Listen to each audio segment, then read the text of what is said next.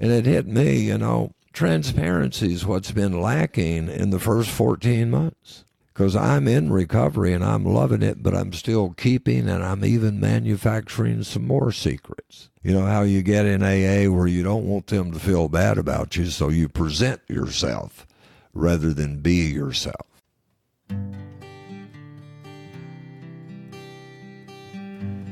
Well, hello, friends of Bill W. and other friends. You have landed on Sober Speak.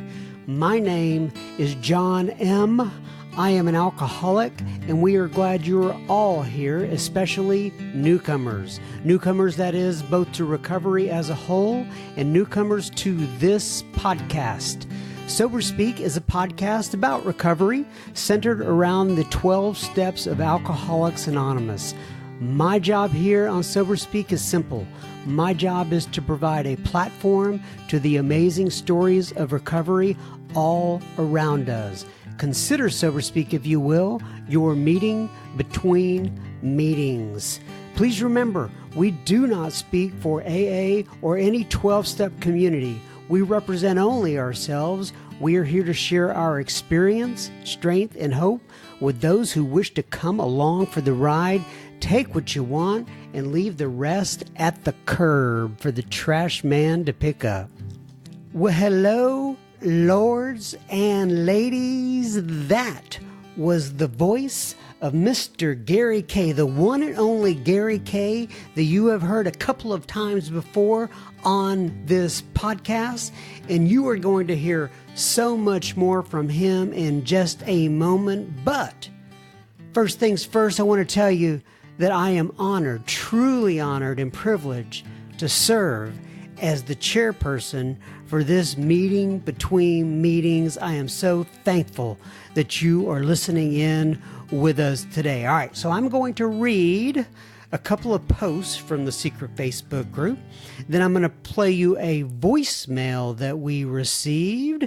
Then we're going to talk about Mr. Gary K., and we're going to go right into his episode. So, in fact, the first post that I'm reading from the secret Facebook group this week is from none other than Mr. Gary K., who is part of the secret Facebook group. He says on a post in there, if you can't overcome the obstacles in your path, maybe it's not your path. I love that. And it's a quote that he heard in the rooms of Alcoholics Anonymous. Once again, if you can't overcome the obstacles in your path, maybe it's not your path.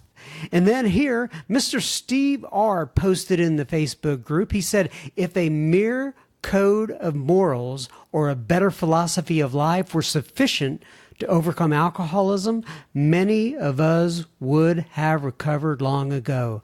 But we found that such codes and philosophies did not save us, no matter how much we tried. That's from pages number 44 and 45 of the big book of Alcoholics Anonymous. And then he said, after that, he said, I tried for years to control my drinking and addictive life. I tried to think my way out of fear and pain to have a good life whereby I live my values. I tried hard. Didn't work. Had it worked, I would never have found recovery. I would have no need for recovery. And as he always ends his writings with, help one, save two. Happy Tuesday, he said. All right, so now I want to play you a little voicemail we received this week. This is from my friend, Mr. Spencer T. of The Recovery Show. If you haven't heard that recovery podcast, I would highly recommend you go there. Once again, it's The Recovery Show. You can find that in all your favorite podcast players. And here is Spencer commenting on Brenda J. John, this is Spencer from The Recovery Show. I was listening to your Bill C. episode and all of the emails about Brenda J. And I just remember listening to her. I think she's been on twice, and both times, such a powerful story, so much emotion, tears in my eyes. I just wanted to let you know, thank you for bringing her to us. Couldn't agree more, Mr. Spencer. Brenda J. is a dynamo. She is absolutely out of this world. I get comments and feedback on her episode all the time, and thank you for dialing in, Spencer. And by the way, if you are interested in leaving a voicemail, just look at the show notes. There is a link there for SpeakPipe/SoberSpeak, and you can leave us a message there. You get up to 90 seconds. You can say anything you want. Keep it PG rated, please. All right, now on to Mr. Gary K. Gary K is going to talk about steps 2 through 9 in Alcoholics Anonymous. And if you want to hear more of Gary K, by the way, you can go to episode 91, and he talks about steps 1 and 2. And then you can go further back in the archives to episode number 69.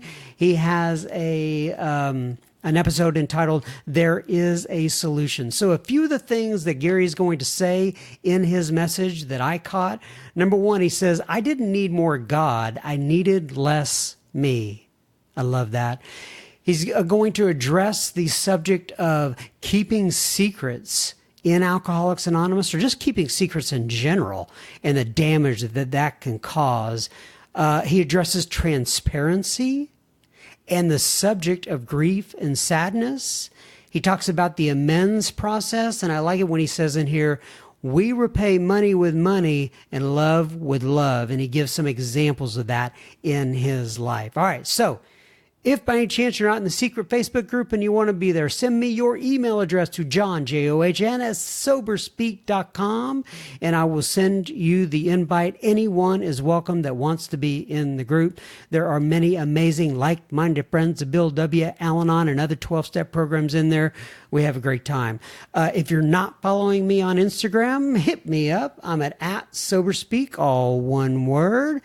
And if you have been positively influenced by either this podcast as a whole or an episode, please pause your device and share it with a friend or family member. It may be just what they need to get through the day. Now, without further ado, ladies and gentlemen, or lords and ladies, please welcome the one and only Mr. Gary K. Enjoy.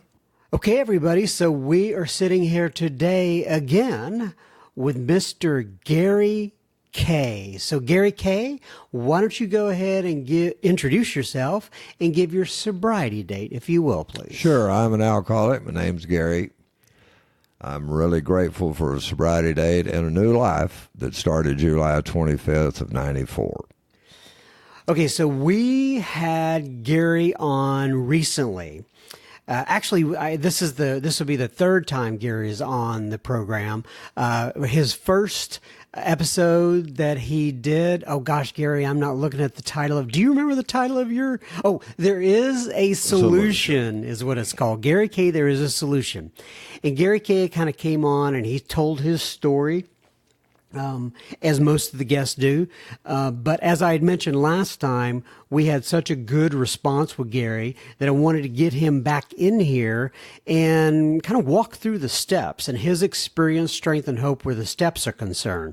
So last time, we basically covered steps 1 and steps 2.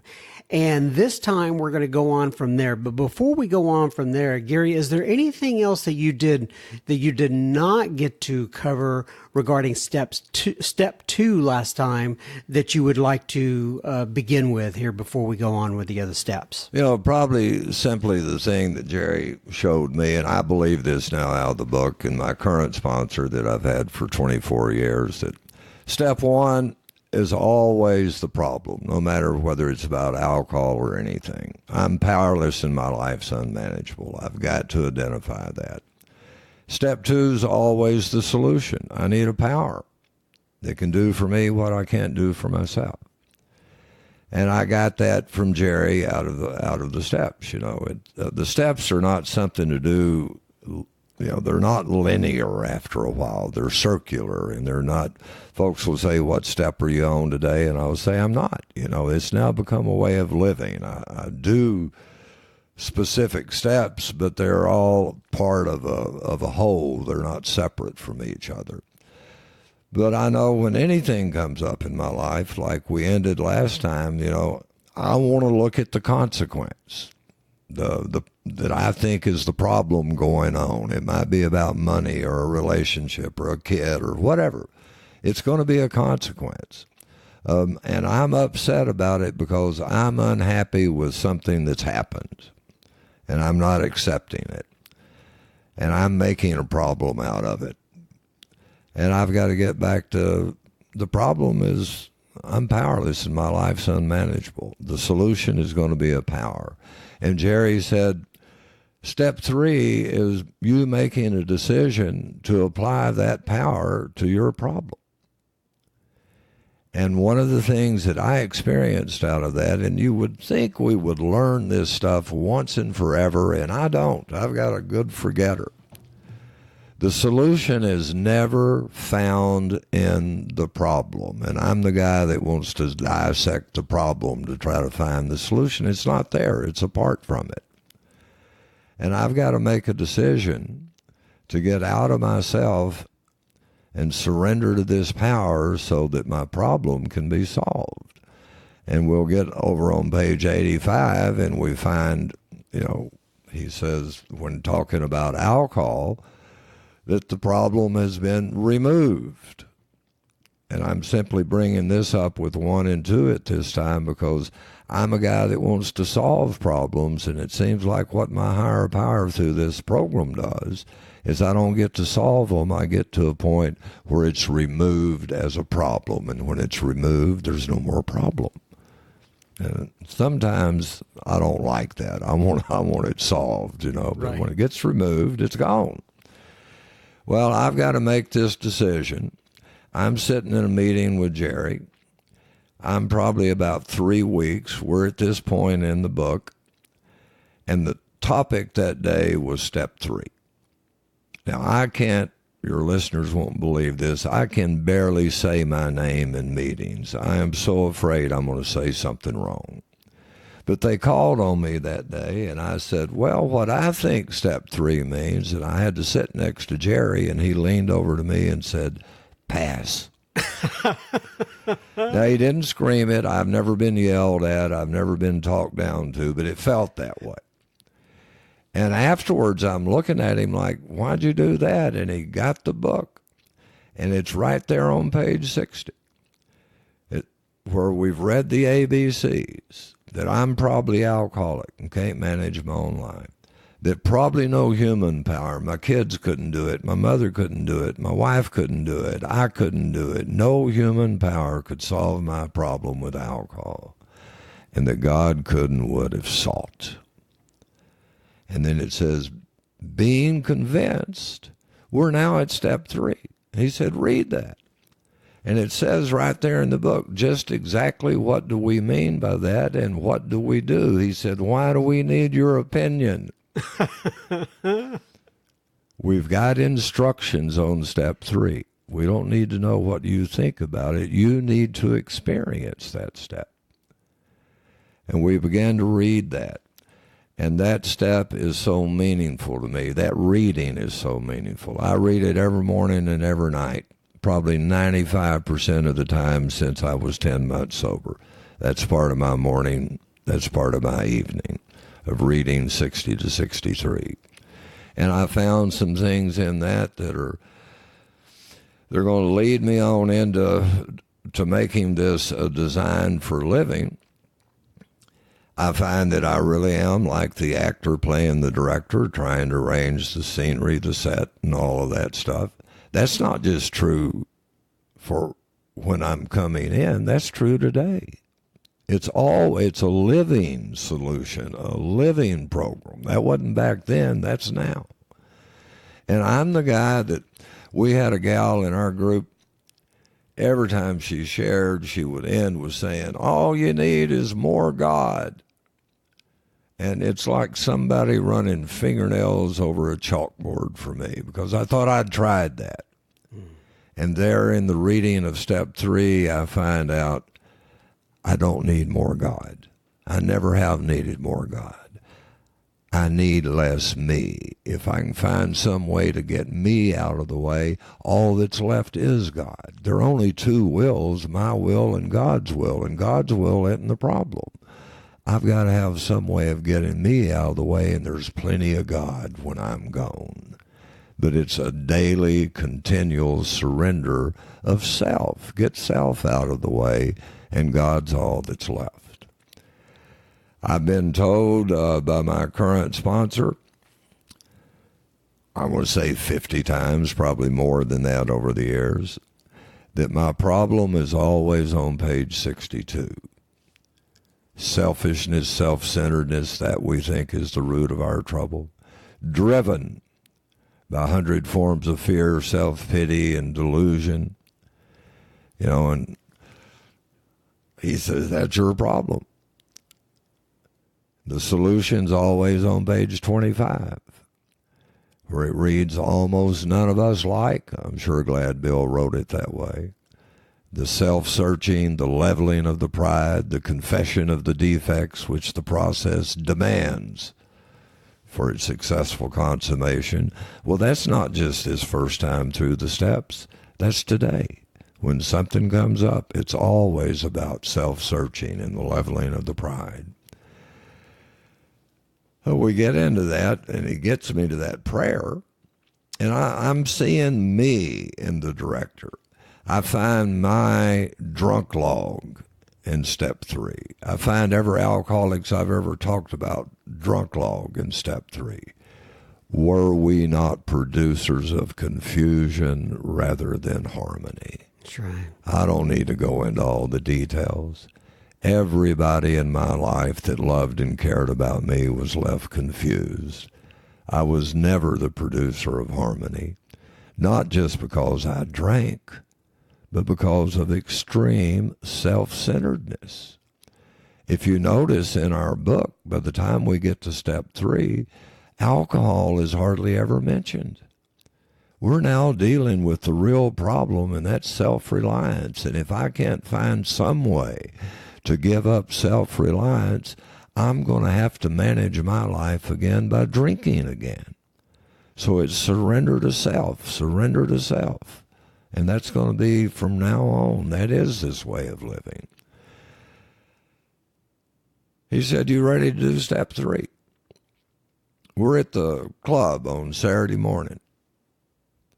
And I thought he was just saying in general. And I've learned by now to say yes when he asks something. He said, good, let's do it. I didn't know he meant then. And about that time, Alan walked in the room and said, what are y'all doing? He said, Gary's going to do the 3rd step. They got on the floor and kneeled, got a big book out. I'm a quick study. I knew they didn't want me to bless them, so I knelt with them. He put his finger on the prayer, and I prayed it out loud. And I'll tell you, my first experience with that 3rd step prayer is the floor at Suburban is very hard and my knees hurt. And I was scared to death somebody was going to walk in the room and see me kneeling on the floor with 2 men's arms around me. I got up as quick as I could, and what I've discovered out of that is one of the great joys of recovery. The God of my understanding takes my actions a whole lot more seriously than I do. If I had waited until I understood it, or until I got it, or until I thought I was ready, I believe I'd be drunk today.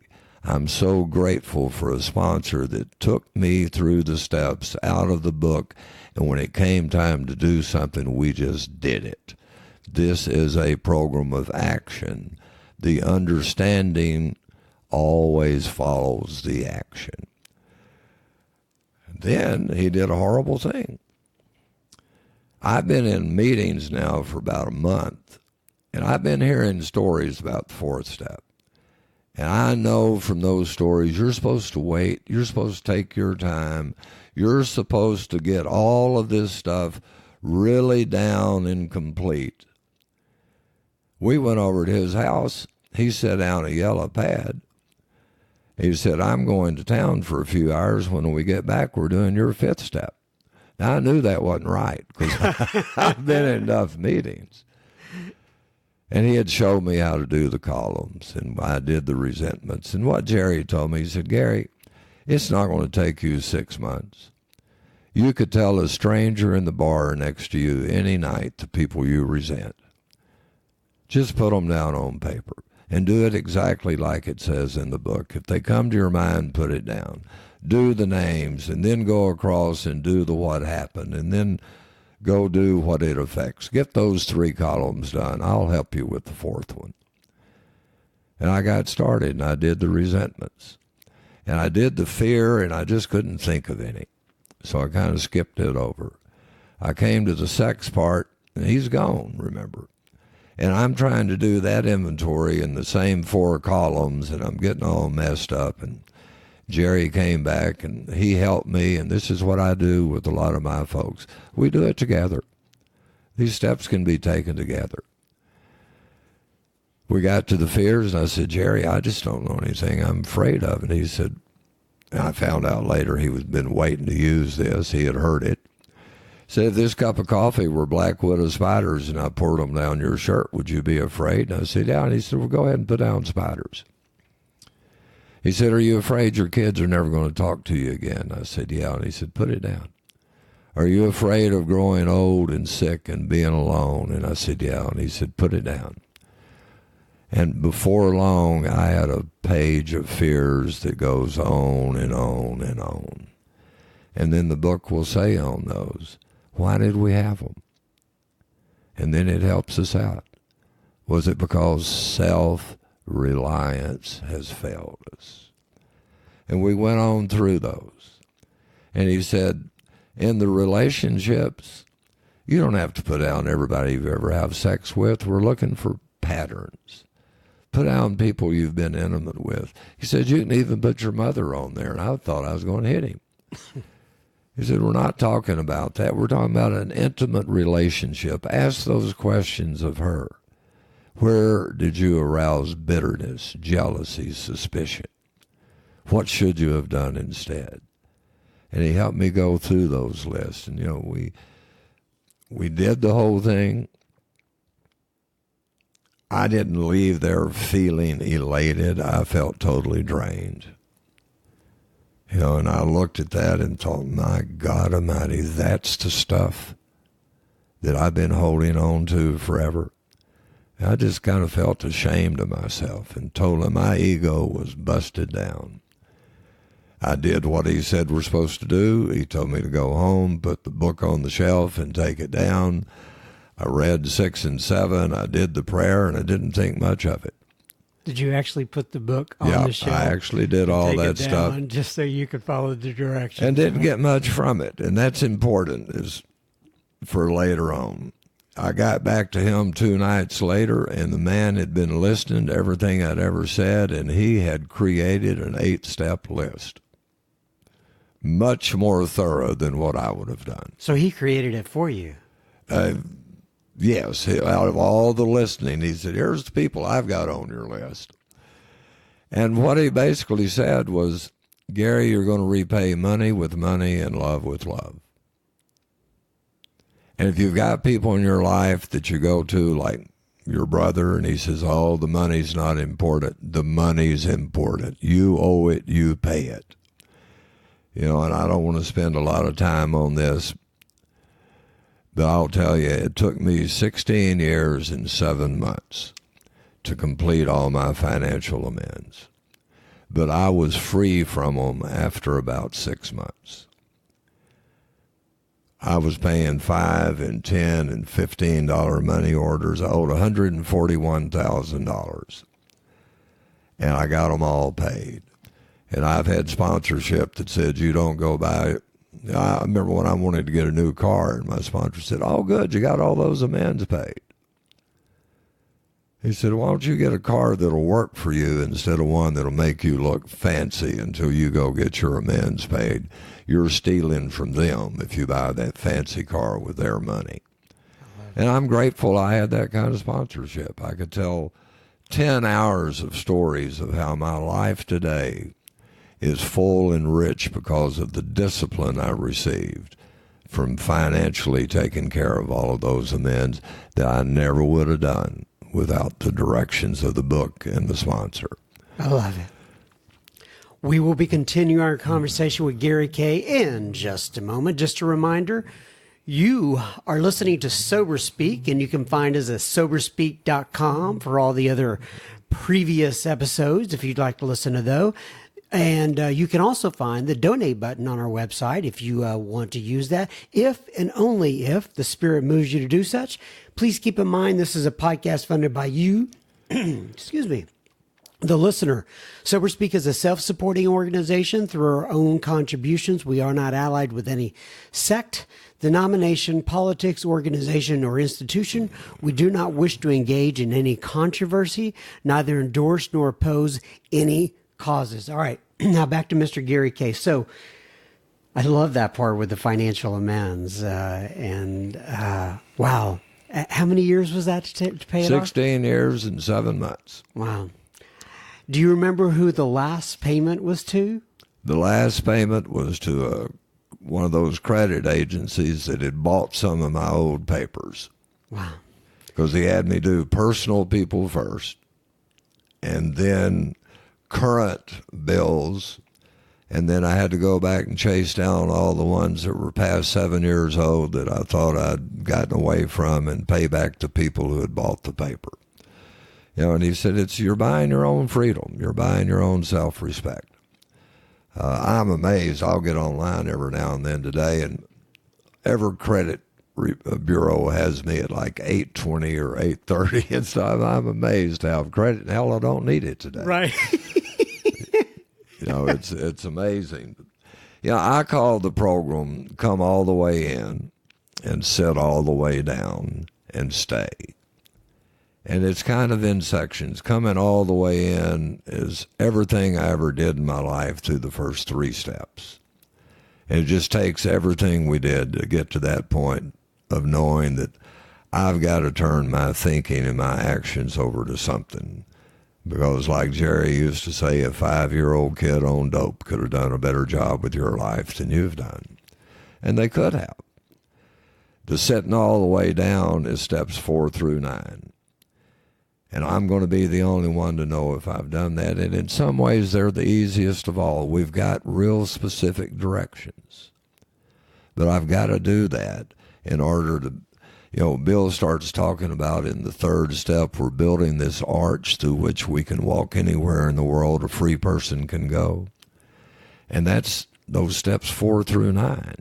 I'm not going to be able to be free unless I take those actions, and I can go today any place I want to go. Not, you know, I can do what I want to, but as a dad, by making the amends, I can go when their grandparents, who used to be my ex-in-laws, when they die, I can go to be of service to be at that funeral because all that stuff is taken care of. You know, my daughter never did have to say at my granddaughter's birthday, we'll put Mom over here and Daddy over here. She just said, you all come, because an arch had been built for which I could walk a free man to be of service. That's beautiful. And the 4 through 9 is you just do it. And so many people I experience today sponsoring a lot of guys with more time than I have. And I'll ask the first questions. I'll say, where do you stand on your original 9th step amends? And most have never completed, particularly the financial. You know, and we just have to do it to have freedom, in my experience. You're buying your peace and happiness. I like that. You know, it's not your money, it's theirs. You know? And I owed one a lot. I said, I'll never get that repaid. And he said, if you can steal it, you can repay it. You know? And I did have people say, oh, don't worry about the money. My brother said that. I told Jerry, and he said, he's worried about the money. I went back to him and said, Herman, I got to pay you the money. Do you happen to know how much I owe you? And he went to his office and pulled out a folder, and he had it down to the penny. When they say it's not about the money, it's about the money. And that just meant I could talk all day on that. My brother today has a brother. That's one of the greatest gifts of this program. I'm as close to him, and we had no closeness before. My sponsor and my brother, the two men I'm most, the closest to in this world. Now, I got to move to something right quick on 6 and 7. I got a new sponsor at 14 months. My first one moved out of town. I've completed all these steps, and I'm just getting my first sponsee. The first night I met with my new sponsor, he told me two things that changed my life. One, he said, Gary, your only job with me is to become totally transparent. You've got to become transparent with another human being. And I know you may not do it all overnight, but eventually you've got to become transparent. The other thing he said, there's two things we'll never treat as problems, and that's grief and sadness. So those are just part of the human condition. They're not problems to be fixed. That's part of the manageability of having a power greater than yourself that's not alcohol. It can take you through the sadness and the grief without having to get drunk over them, but it's not going to keep you from having them. Human beings have sadness and they have grief. It's just part of the deal. And you're going to learn how to have joy and sadness in the same day, and we could never do that before. But transparency just hit me. If you remember in the earlier session, I said that a third insidious thing about alcoholism is that we're people of secrets. We keep secrets. We kept our drinking a secret. We kept so many things secrets. And it hit me, transparency is what's been lacking in the first 14 months. Because I'm in recovery and I'm loving it, but I'm still keeping and I'm even manufacturing some more secrets. You know how you get in AA where you don't want them to feel bad about you, so you present yourself rather than be yourself. And I discovered out of talks with Steve, it's on 6 and 7. 6 and 7 for me basically means this. I can do anything in the world I want to do so long as it doesn't have to be a secret. It's not the actions I'm going to take that are problematic, it's keeping them a secret. Steve said things like, you can sleep with any woman you want to in AA. We don't care. Just make sure it's okay with her husband. If she's a newcomer, just make sure it's okay with all the people that you're a predator. It's not what you do. It's keeping the secrets. I tell my guys today, you want to do internet porn and internet gambling, go for it. Just put that computer on the kitchen table where your wife and kids can see what you're doing. Because it's the secret that's going to kill you. And if I've got a secret, today at 25 years or when I got here, if I've got a secret, keeping my secret is more important than being intimate. And I'm going to have no intimacy with no person because of my secret. And when I get alone again, I'm going to get drunk again. Because I get drunk and we stay sober. And to be part of the we, I've got to live as much as possible a transparent life.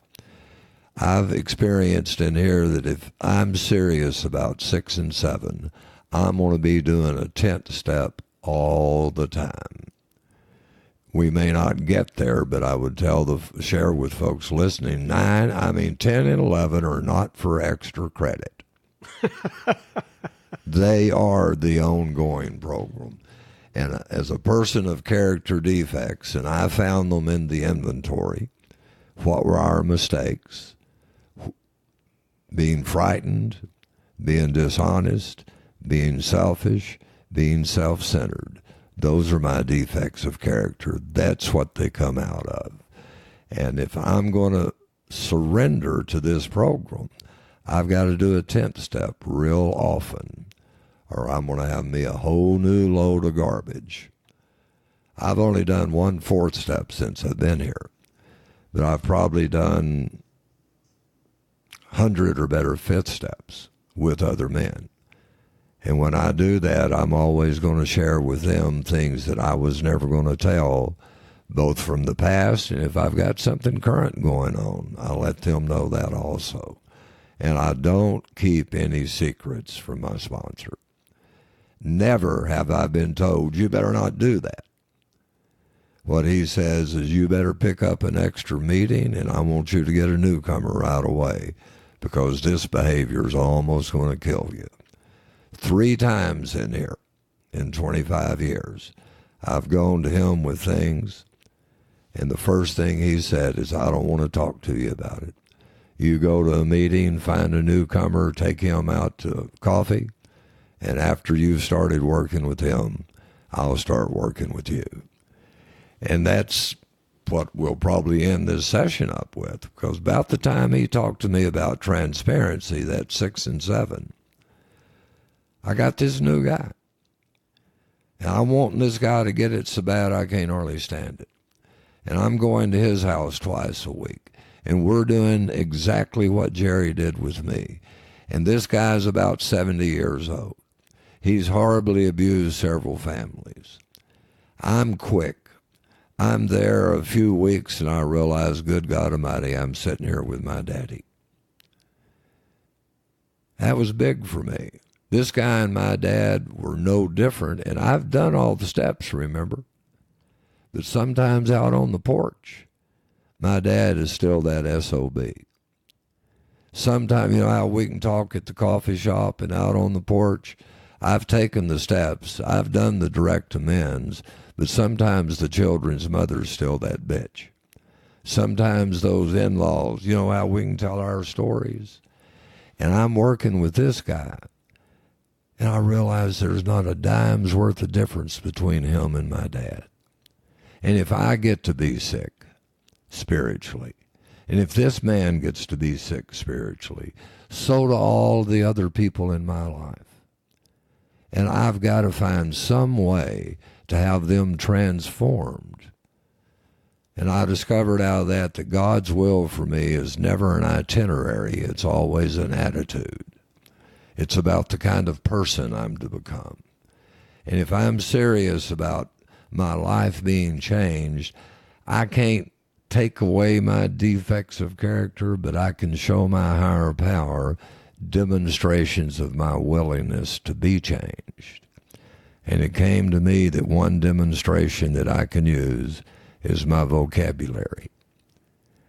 And I had to quit calling my dad an SOB. And I had to start calling him a still-suffering alcoholic. I had to quit calling the children's mother anything but the children's mother. And those are not my ex-in-laws, they're the children's grandparents. And I found over time that I'm going to live in the world that I describe.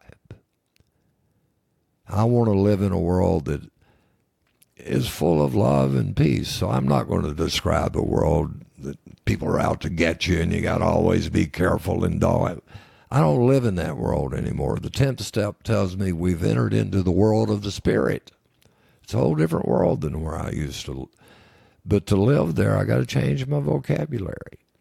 And doing this man's 5th step, I really got a hold of my 4th step for the first time. Does that make any sense? It does. It's always that way. When the student is ready, the teacher will appear. Well, I used to think I'm this fantastic teacher. And I found out my newcomers are always the teacher and I'm the student. Because when I'm taking them through this process, I'm having my new experience with this process. And fantastic things happen. Now, calling him a still-suffering alcoholic didn't feel good. Calling the children's mother instead of what I wanted to call her didn't feel good. But you know, over a period of just a few months, he quit being a still-suffering alcoholic and he became daddy. Over just a period of a few months, she quit being that bitch and she started, when I'm talking to the children, talk to them about your mother. When my daddy died, when I'm 5 years sober, I'm in the hospital holding his hand, telling him I loved him, and he never did change. What happened is on page 25. There is a solution, The solution is not a new set of circumstances, it's a new attitude. When I show my demonstration to be changed by changing my vocabulary, I got a new attitude. And I lost a man I loved that day. If you would have told me back then, I'd told you I'm never going to do that, but I go to his grave now. I show him pictures of his great-granddaughter. I talk to him, And now, is that goofy? I don't know, but man, it sure does feel good. It's a whole new life and a new experience. Y'all gave me a great childhood. And I found out later half the stuff I believed about it wasn't true anyway. It was just my perception of it. And when I get that resentment out of the way, I get a true picture of the fact that I've always lived in the grace of God. And everybody has. No matter how horrible some things may have been, there's always been the opportunity for new birth. I found out in that. It says there in the inventory, the fear inventory, we're here to play the role as he assigns it. Now, I didn't see that when I took the fourth step. I saw it when I'm listening to fifth steps of other men. The roles as he assigns it, it's still dad and son and brother and spouse, only now as he assigns it. Those are not my children, I'm their father.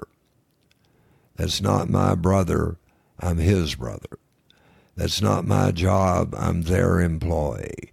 And when I can look at life through that lens, my only job is just to be the best dad, friend, brother, employee I can be. And whatever they do, however they act, is none of my business. Now, I can't do that perfectly. But with y'all's help and with staying here, and staying here for means sharing with other people what's been so freely given to me. By staying here and working with others, that attitude's there most of the time. And what has happened is two phrases have pretty much exited my life. There are very seldom any to-thems in my self-talk anymore. How could I have done that to them? All that's the to-thems. They're gone. Because I realized out of my dad, he didn't do any of that stuff to me. He just did it. That's what spiritually sick people do. They just do things. I didn't do that stuff to my kids. I just did it. Now, I'm responsible. But I'm not to blame, if that makes any sense. There's nobody to blame for this illness. You and I are the only ones responsible for the recovery, but I know today my life could have taken no other turns than the one it took after I had that first drunk. Those things were going to happen, because that's what a spiritually sick life ends up looking like. The way I was on July the 25th of 1994. And recovery creates a new life where there are no to-thems. And the other thing that's gone most of the time is to me. How could you do that to me? How could my kids do that to me? Nobody out there is doing anything to me. They're all doing it for themselves. We're not that important. I'm not, at least. And I've got to have some way to keep the to-thems and to-me's out of my life. And I find this spiritual program has lived out of the big book, does that for me. And I find that the language it uses, if people are concerned about trying to do it right, is we don't do it right. Look at the words that Bill uses in the book. Seek, sought, try, effort. There's no fine line or you got to do it exact. It's just seek. And I may have told this story that I'll end with here before, but I've got a little granddaughter. One of the greatest gifts of my life is that the daughter I abandoned lets me I got to go spend the first week she was home from the hospital helping that daughter with a new baby. Not because I'm special, but because this program has got power in it. There's a power in this program. You remember when they start coloring? About 3 years old. And they're all selfish. Look at me. Watch me. And they bring them to us, and we put them on the refrigerator. Nobody says, we're not putting that stuff up. What I found in AA is every effort I make, the God of my understanding puts on the refrigerator. He doesn't say you didn't do it right. You didn't color in the lines. It's not all perfect. You tried. It's going up on the refrigerator. And all I got to do to have this life is just come all the way in and sit all the way down and stay here to show others what's happened to me. And you get a wonderful life out of staying. God bless you, Mr. Gary. I appreciate that. You know, one of the best parts about doing this podcast for me is that I get to sit across from you, guys, people like you, one-on-one. And as you can see here, I'm taking a lot of notes as you're speaking. And I get to go back and review these things and put them into practice in my life. And you have been chock full of nuts today, and I do appreciate it. And we will try, as your schedule allows and my schedule allows, to get you back in for, I don't know, possibly like the 10, 11, or 12 steps, and maybe even some of the traditions at some other point, and to kind of wrap things up. But I sure do appreciate you being here today. Thank you for sharing with the audience. Thank you for having me. All right, so on page 164 of the Big Book, it says, abandon yourself to God as you understand God. Can I interrupt you? You sure can. I want to throw in another page. You got it. The whole program's on the first full paragraph of page 100. Each day is the day you and the new man must walk the path of spiritual progress. If you persist, remarkable things will happen. We found the things which come to us. That's a big deal in here. I always want to go out and make them happen. The things which come to us when we put ourselves in God's hands were far greater than any we could have imagined. Follow the dictates of a higher power. That's the steps. And remarkable things will come to pass, no matter what your present circumstances. Thank you. And we're going to end it on that this time, because that was just absolutely wonderful. Just so you know, kiddos out there, Gary does that right from his head. He's got no book or anything in front of him, and I think that he has committed that to memory, and there's a good reason for that. So, all right, thanks again, Gary. That was from page 100 of the Big Book, just in case you want to follow along at home. We'll talk to you soon. Bye-bye now. I could listen to Mr. Gary K. all day long. He is out of this world. If you have any comments for Mr. Gary K., or if you have any comments for any of the other speakers and you'd like to contact me regarding them, you can email me at John, John, at soberspeak.com. Always like to hear your feedback. All right, so now time for a little bit of listener feedback. Palmy writes in, I hope I have that name right, Palmi. And Palmy is from Iceland. And Palmy writes in and says, hi, John. I'm Palmy, an alcoholic from Iceland and I am 7 months sober. Thanks for a great podcast. Just discovered it, and it has given me much. I wish to be added to the Facebook page. My email is such and such. Keep up the good work and keep sober. Well, thank you, Palmy. And we got you an invite out, and you are more than welcome to join the Facebook group. Hope all is well over in Iceland. All right. Chris writes in from the United Kingdom, and he says, hello, guys. Excuse me. I've decided to try and get myself sober. Could you please send me a link to your secret Facebook group? I stumbled across your podcast by accident looking for info online. I think I've come to realize after 19 years of drinking, I need to sort myself out. Otherwise, I'm going to lose my job and my girlfriend.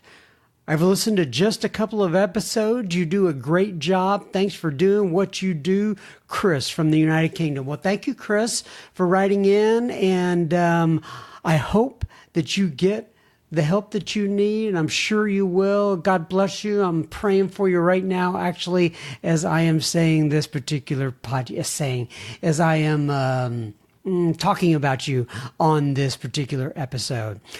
Ruth writes in, and Ruth is from the United Kingdom as well. This is turning into an international affair right here.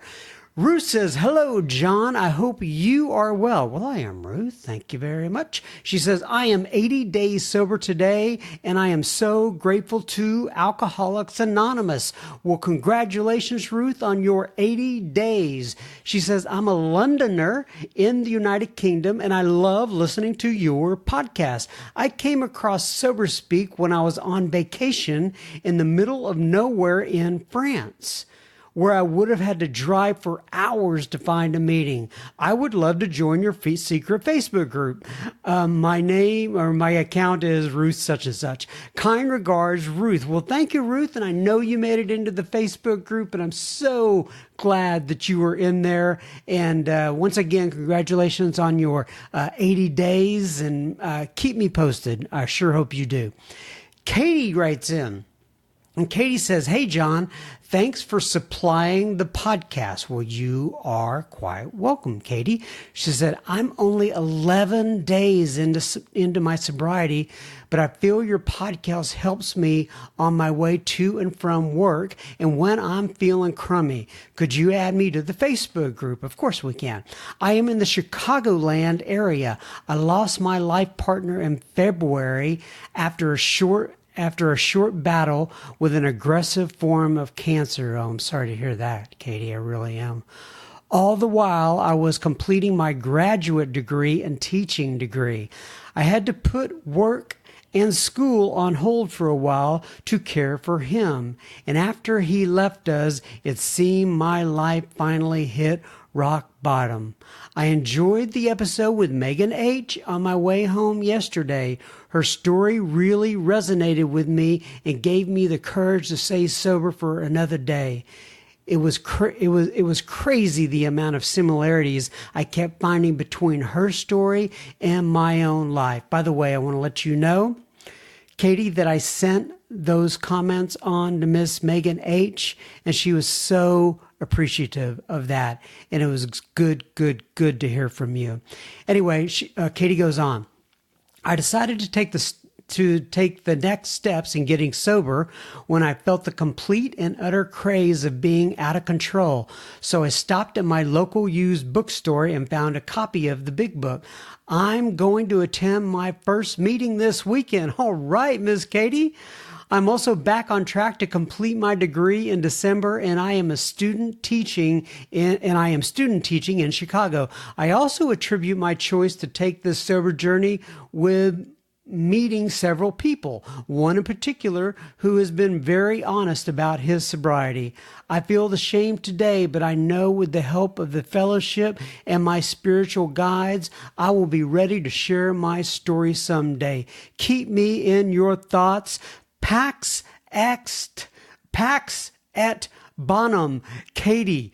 I'm sorry. I think that's in Latin. If I'm not mistaken, I believe that means peace and love or something like that.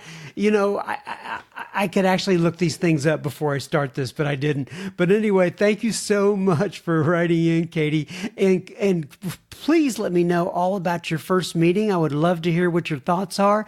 And as far as that person who was very honest about his sobriety and helping you get into this sober journey, I hope that he can hear this as well. And God bless you, my friend, whoever that was. Kimmy writes in. She says, I'm assuming this Kimmy, Kimi, could be Kaimai. It could be Kami. It could be many different things, but I'm just going to assume it is Kimmy. She says, hi, John. I live in Reno, Nevada.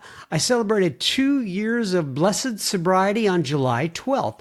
I have an awesome sponsor and I just started with my first sponsee. I am actively in service with my home group. Sounds like you're doing all the right things, Miss Kimmy. She says, I am an alcoholic who didn't, quote, get it, unquote, my first 2 attempts. After a 72-day rehab, I came home with a new understanding of this disease and a sense of my part in recovery. Today, I thank God, AA, and I live a good life.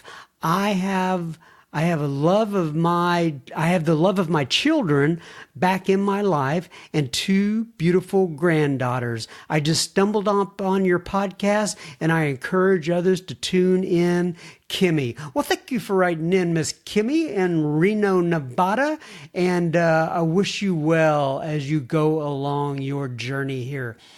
Opie writes in. She says, hi, John. My name is Aura, but all of my friends call me Opie, so you can as well. Well, thank you, Opie, and I will refer to you as Opie. Isn't Opie the name of the young man in the Andy Griffith story? Yeah, in fact, that is Ron Howard, now that I am thinking about it. And you know, people used to tell me I look like Opie when I was a little kid, just to kind of give you an idea what I look like. Nonetheless, she says, my sober date is June 4th, 2019. I have been drinking and using since I was 18 and I just turned 33. I happened along your podcast while searching for sober podcasts. I don't get to attend meetings hardly ever because of my schedule and my 2 young girls, so it was a blessing to find you. It helps me get grounded and comforts me in times of struggle. This is the first time in my adult life that I've ever been sober. I would like to be part of the secret Facebook group. My email is such and such. Thank you again for doing this podcast. It has helped me in ways that you can't imagine. Sincerely, Opie. Well, Opie, thank you for writing in. That is, gosh, that's just a blessing. And by the way, I know you can't get to meetings very much, but if you, you know what I started to say, if you want to join us this Friday night, but by the time everybody hears this, my Friday night Sober Speak Live thing will already have been over. So forget that. But nonetheless, we'll have another event at some point in the future and you can tune in the secret Facebook group. David writes in and he says, hello, John M. I've been listening to your podcast now for more than a month, and I drive for Uber. So in between passengers, I listen in. I've been sober now. That'd be really cool if you actually played it while they're while you're driving along. You know, some of them could use it, but nonetheless, especially, you know, like late at night, midnight, when those people are getting those Uber rides home. You could definitely put on Sober Speak then. But anyway, I've been listening to your podcast now for more than a month and I drive Uber. So in between passengers, I listen in. I've been sober now for almost 7 months. However, this is my second time around. 23 years the first time. I want folks to hear that. 23 years the first time.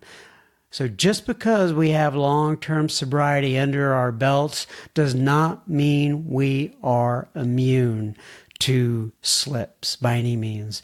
And anyway, he says, I go to a lot of meetings, but being able to listen to your podcast is just almost as good as going to a meeting. I just finished listening to Jenny K, the one about the atheist, the one it's called, Jenny K is called Atheist Finds Light or something like that. I'm right in that area. And anyway, he says, Jenny K was right down my alley.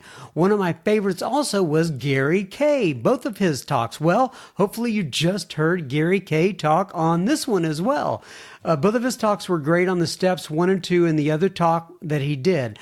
I would almost like to have him come up to Seattle and talk for one of our big speaker meetings that we put on and pay expenses to have people come from out of town and talk. Well, Gary does travel a lot and go to meetings. If y'all ever want to do that, feel free to reach out to me and I will get you in touch with Mr. Gary K. Anyway, David says, I come to Dallas often and I have cousins in Mesquite and Kinney.